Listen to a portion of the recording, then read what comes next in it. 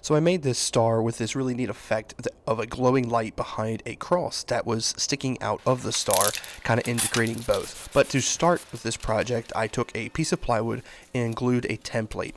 My template was a little bit blurry, so I decided to go over the lines with a sharp marker so that I could see it easily when I go to cut it with a jigsaw. So cutting out each corner with a drill bit was a lot smoother and quicker so that I could just cut in between each point and have a really nice clean cut in those corners.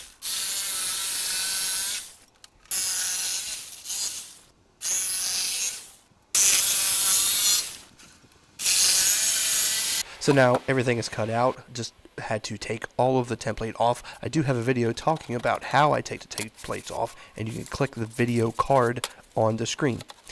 And now I just wanted to sand all of the parts smooth and then cut the cross. Now this cross is going to be on this thing, but it needs to be a little bit bigger than the actual hole. And so I created a half lap, which are two boards that are cut halfway, and when put together will be flat on each other.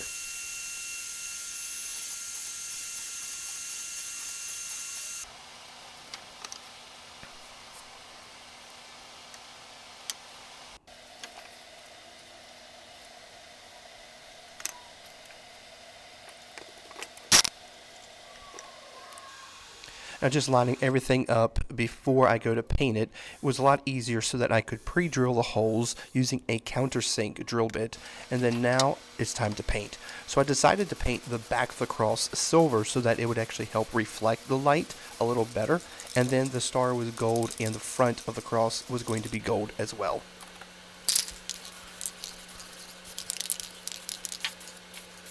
So attaching the cross, I decided to just use simple screws that I also painted gold, and using a board to kind of keep a space in between the cross and the star as a way of having the cross stand off the star. And now you can see the effect that it has when you have a light behind it. And speaking of a light, I had a light stream I was able to repurpose from something else, and I just decided to go ahead and hot glue all these lights to the back. This took quite a long time, but the end result was really worth it, and I got to use a light that was not being used anywhere else.